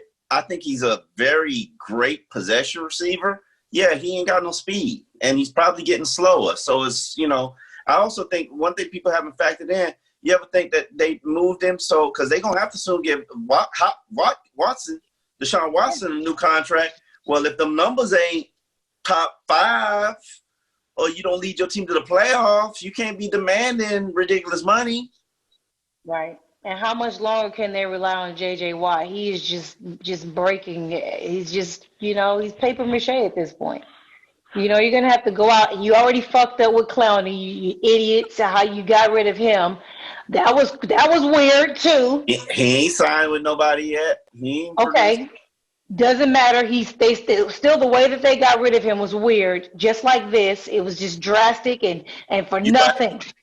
For nothing. So they're making bad decisions over there, and that's the thing. It just sounds like a whole bunch of bad decisions are being made. But I just wonder if the decision was he's just not good enough, and we want to just be rude anyway. Like, it's just weird to be rude like that when it's a winning situation, because he's going to an organization that has the rookie of the year at quarterback, right? Yeah. You gave them another weapon. I don't believe that's going to work, but yeah. You don't think it's going to work? No. Hopkins is not going to make Kyler Murray all of a sudden become a top 10 quarterback. I don't think so. You said top 10? Yeah. That's a far reach for a guy in 1 year. Jesus Christ, you just gonna say the nigga not gonna be great ever in his life, and he's only playing. No. I'm saying just like this year, it's not the inch that just. A lot of niggas ain't jumping in the top 10 next year. Shit, Tom Brady's still here now. I know he washed, but he's still here. Hustle, who in the fuck told you that this was going to happen 2 months ago? Miko, when you start giving me props for my predictions, I'm going to start giving you props for yours. That's what we going to do. You see that shit no more? But you know what? I'm going to take the higher road. Yes, you said he was going to the Bucs. You said he should go to the Bucs. That's probably the best destination for him. That's something you said. I can own up to that. Yes, and it happened, and it was sad because remember I was mad that I was even saying that because that meant Jameis was out of there, you know, and I wanted Jameis to get another shot, but you know he might have tore his draws with the 30 for 30 this year. So in comes Tom Brady. Does this make the Buccaneers a Super Bowl contender, Omar? I think it does if Brady is not completely washed. And I've heard that his arm is trash right now. I think that people are saying it's Peyton Manning-esque at the end of his career. And I'm curious. I want to see it. I could tell you I watched his final regular season game, and he looked like Tom Brady. The question is, will that carry over, or will he magically have that juice back? I don't know. I think it does make them title contenders because he couldn't find better weapons. There aren't better weapons in the NFL. Talk about it. Hustle. Does this make Tampa Bay a Super Bowl contender? Keep in mind, he's in the NFC now. Who the running back? Ronald Jones. Ronald Jones, yeah. That's the guy you hate. You hate him, don't you? That matters. I'm sorry. The running back doesn't matter. Yes, it doesn't matter. Fuck out of here. He very much so does. He had 1,000 all-purpose yards. Very much so does. You guys can't talk at the same time. We're not going to be able to hear everybody. Go ahead, Hustle. But Tom Brady, the running back matters. He needs a steady running back. He don't need to put his arm to the test. We don't need him throwing 45. He don't need to have 8 games where he threw the ball 40-something times. And with that dude, if you don't have a running back that's going to be a bell cow, you're taking a risk on your season. I agree with that. I disagree with that. Go ahead, Omar. Say why you agree. Ronald Jones had all-purpose 1,000 yards. That's a decent back, but literally nobody know who the hell he is. I do believe they need to go address the running back position either in free agency or the draft. I would love to see I would love to see Freeman end up in Tampa Bay. Yes, I believe Tom Brady needs a very physical, effective running back. But he also needs tight ends and 2 good ones, and he has 2 good ones in Tampa Bay, not even just his receivers. He's got 4 very dynamic weapons. I think he can make it work. And let me just say this. Never in the history of me watching Tom Brady hold up Lombardi trophies has his running back ever fucking mattered. Okay, what matters for Tom Brady is for him to be on his feet. He needs an offensive line. Tom Brady is a shell of himself, and he came into the league a shell of himself as far as his footwork and his speed and those type of things. The thing that I noticed about Tom Brady and why I said 2 years ago that Tom Brady was washed is because Tom Brady can no longer take a hit. He is 100% pussy when any type of pressure is coming on him, and that's why his throws are accurate. To me, that's why it looks like his arm is a noodle. It's because he's pussy now to any type of pressure because he's afraid that if he gets hit, it will be his last fucking game. Give him a play action. Give him a Ronald Jones, whoever he is good enough. Just enough yards to keep you honest, to give him enough time to throw the ball. Does he need to throw 45 a game? No. If he needs to, does he have the weapons? Absolutely. He was spreading the ball out when he had nobody. Everybody was eating when he was out there. And he's going to do it now. Now, does that mean Super Bowl? No. Because there's a nigga named Patrick Mahomes in Kansas City that's going to have something to fucking say about it. And that's not even bring up Lamar Jackson. He in the AFC East. Who Tom Brady got to beat in the NFC? Dak Prescott? He ain't coming through Lamar Jackson or him if he make it to the Super Bowl. He ain't got to deal with the young boys. He's also got to deal with this old nigga named Drew Brees in his own division as well. Let's keep it real right there. I will never, take the Saints out of at least the NFC title. Respect to them. Man, I don't know, man. I gotta say he's old. He's older than me. And watching his last few games, he gonna need a running game. I'm sorry. I like Tom Brady. I respect his greatness and everything. He gonna need a running game. It would help. I'm not gonna act like it would not help because that would also assist him in staying upright. But if you don't have an offensive line to block, they probably ain't pass rushing either. Your Cowboys just signed Gerald McCoy. How much they pay him?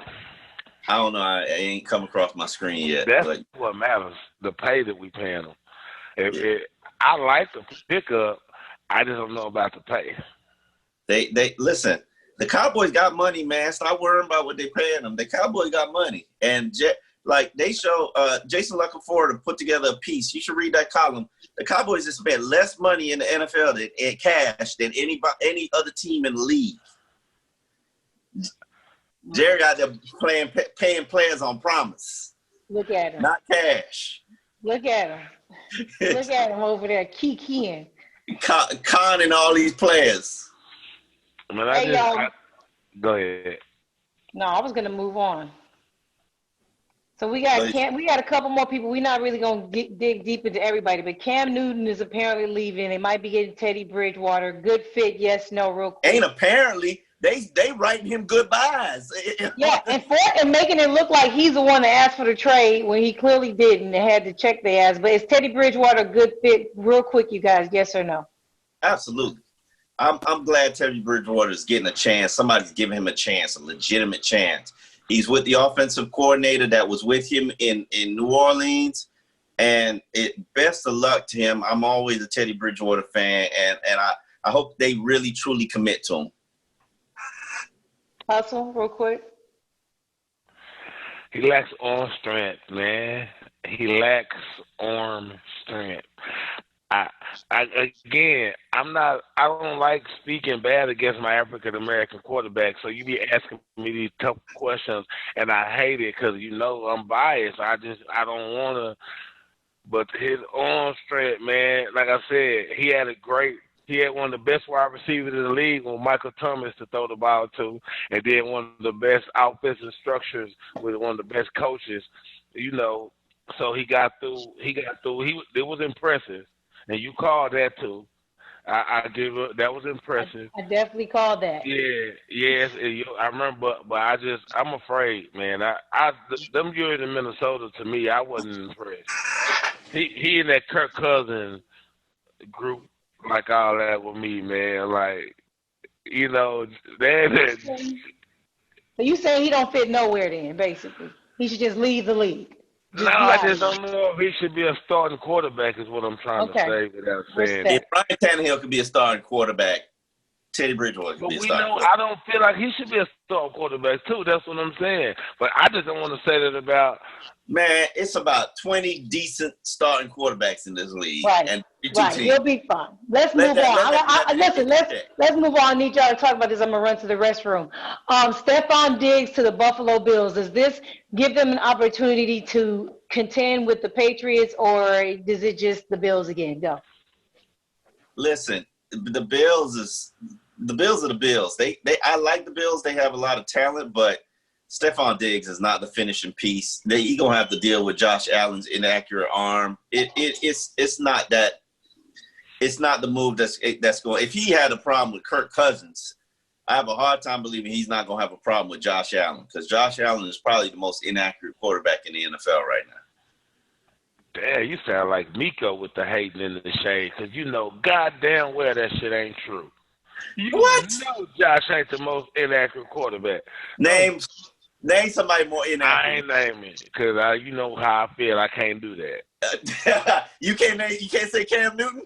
I can't. See you doing that. I can't say that. I'm not.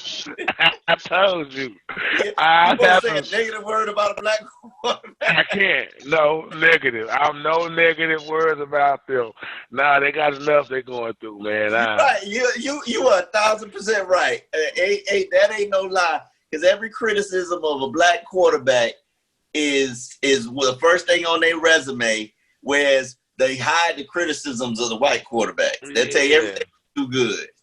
Yeah, I like Josh. I feel like Josh Allen is a great leader.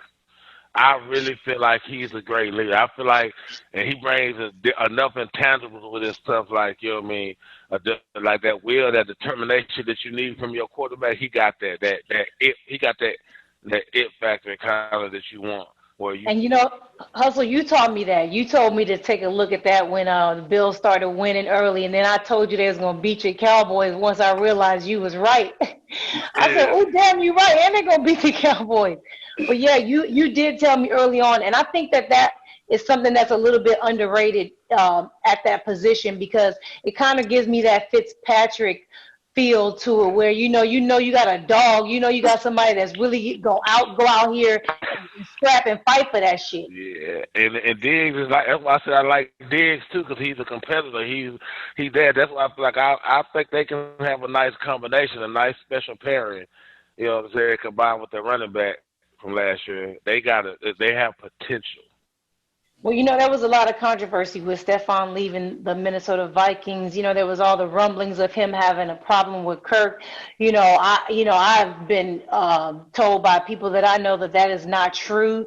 And also that Stephon was the 49ers and the Seahawks are two teams that were trying really hard to get him, but the Vikings would not let him go to any NFC team, especially contending NFC teams. And so that was like, damn, so that's how he ultimately ended up in Buffalo. Shit, they got a first-round pick for him, so it's a pretty high first-round pick too. Yeah, but they still should have. Why didn't they let him go to like the 49ers or the Seahawks?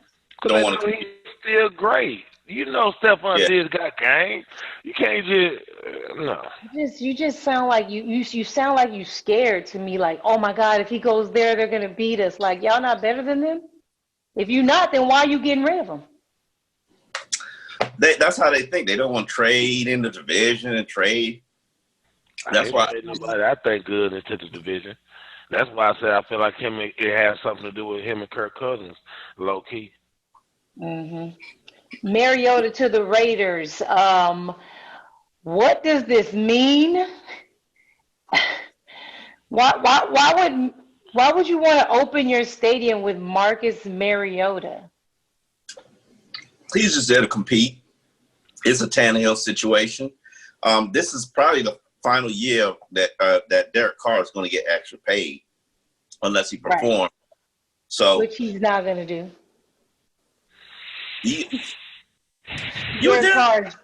No, he's weak. He's weak as fuck. And when I first saw him play, I thought, damn, he's pretty good. Like the first year, his rookie year. And he hasn't been nothing since then. Like he's literally been not shit since then. She don't like Derek Carr because of protest and all that. And because he's a fucking racist too. Fuck him. Yeah. You heard it. Look, yeah, I said it. Thank you. I don't know nothing. I don't watch him enough, so I can't even tell you. But I know he's been on the trade block for like 2 years. And nobody wanted him. Nobody's taking him. Nobody stepped up. Well, that concludes our show, guys. How you survive without NBA, Miko? You know what? We're just watching a lot of old movies. We're catching Aiden up on Rocky. He knew Rocky. He knew Sylvester Stallone as Rambo, because I'm a big Rambo fan as well. But I never realized that he didn't know him as Rocky. So we're on Rocky 4 now. So we're binge watching all these old movies that Creed? Huh? Are y'all gonna make it a Creed? Yeah, we're gonna get all the way to Creed. We're gonna get there. Yeah, because the reason I didn't want, because he wanted to see Creed, but the reason I didn't want him to see is because there were sex scenes. And this was, 2 years ago, I want to say. And so now I feel a little safer, not about him seeing sex. I would probably cover his eyes, but really it's about the sound, of sex that I don't want him to. You don't want to create them dreams? I don't want him to. Listen, for a guy, that should just happen overnight. Tell me if I'm wrong. I don't want to rush it. I don't want to push it earlier than it should come. My parents let me watch. I got the sex. My brother's 3 years older than me, so I got the sex talk at 8. I didn't even know what the hell was going on. Exactly. You're way too young. He's 9. They were like, we only doing this once both of y'all niggas come over here and listen to this. And so I you know, and I was watching Porky's and all these little sex movies at a young age, and you know, I ain't never really think about it, but then yeah, it kind of fucked me up it kind of fucked me up. Nah, see, we were just talking about this yesterday. I had 2 of my friends over, and we were talking about that, and they were talking about their parents did a shitty job of talking about sex with them and everything. I was like, it's really no right or wrong to it, because it just depends on the person. If that person want to get out there and be a hoe or experience it, that's what they gonna do. If they not, they don't. Man. Because my parents were, in my house, we were able to have girls spend the night and everything at school. Yeah, and I didn't. What girl mama let her spend the night at your house? Where you from? Shit, in the hood. You know how many parents growing up without guidance? You know how many kids growing up without guidance? Hey, Hustle, bitches is spending the night in the hood. Spending the night. Yeah, at 16 years old. So, yeah, I guess I grew up in the good hood. We shit like 16 No, I'm from the projects, not the hood. It's a difference.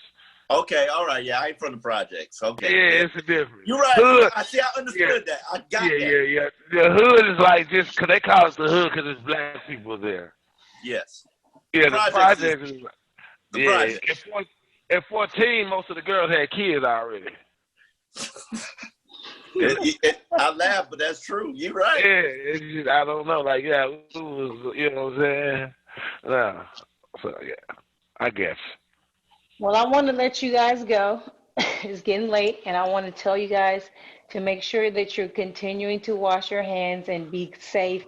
Quarantine, only go out for the essentials, which is food and water. Everything and else. Pussy. And pussy. No, y'all should have in-house pussy. Oh, no, we talk about for everybody. Essentials. You said the I was talking to you guys directly, but yeah, I should speak to everyone. Yes, just only go out for food and water. No, and actually, food, water, pussy, and dick. I wouldn't. You just gotta. No, you gotta quarantine with somebody. So you're quarantine your pussy too? Yes. Choose someone to quarantine with. That's what you should do.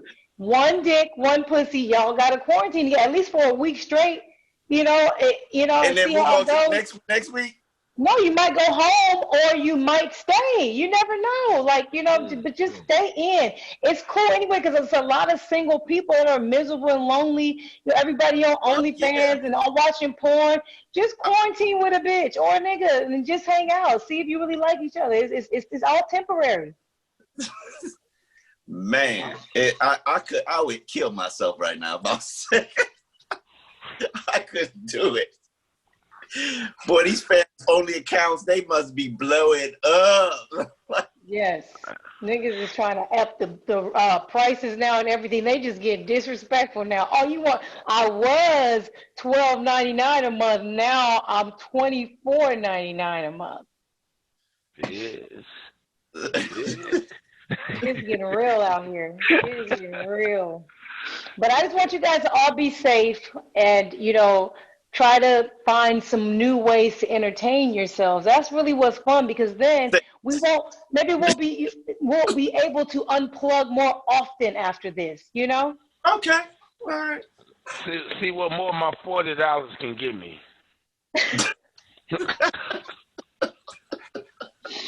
I'll talk to y'all later. Later. All right, peace. Peace.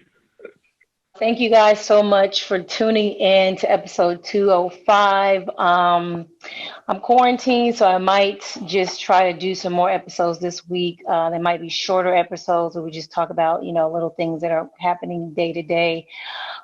Just kind of depends on how the mood goes and the type of transactions and things that take place. But I wanted to read something to you guys before I left you, and I got a text from someone who sent this to me, and it says, the most infuriating part of the CBA deal is the prior CBA wasn't set to expire for a year. There was ample time to organize and tap into massive platforms players have now on social media to educate and pressure owners for a fair deal that doesn't take from the disenfranchised, disabled players. That is absolutely true, and it's sad that there were so many tweets going around, and you know, your favorite sports reporters were retweeting them saying the players should take this deal. It's never going to get better than this. It's never like it was a lot of pressure to hurry up and sign the deal. And anytime someone's trying to hurry up and give you a deal, it's not a fucking deal. Okay? Like, you should understand that, and it should be known that the NFL is the worst professional sports league of all sports. And if you happen to play in that league, you should understand that a lot of fuckery happens. Do some research. You are a business person once you enter this league. You are a professional. You are your corporation, and you owe it to yourself to benefit the most possible, because that is exactly what every other corporation is doing. That is how you turn a profit. That's how you make money. That is how you win. And if you're going to constantly sit around and allow a corporation to dog you and to treat you like shit, don't fucking complain. Peace. I paid out a debt to your honor. When got some commas. You let it get to your head, yeah. I remember when you was around. I heard you got sniped by the Fed, yeah. Say you willing to tell them what up. I still be chilling in projects, even though I've been running them numbers up. They used to tell me I'm not next. I'm like, look at me now, I'm in running them. And I just hope you never set me up my lifestyle to a regular. And I don't know how I'ma trust again, I swear. Or tomorrow I might fuck up your eyes, yeah. I was on a piece of the pie, yeah. I wanna speed off in a car, yeah. I got a girl full of hot tail. Have a pool party with a plastic. We be the top of the top it. These fuck niggas don't know where to drop it. They won't wanna ride it in a drop it. And he mad at my bitch got a mindset. You mad, nigga, your adrenaline rushing. It feel like a bus, but I'm whipping a rave. Got my head to the ceiling, want me in my feelings. Only got me feeling no way.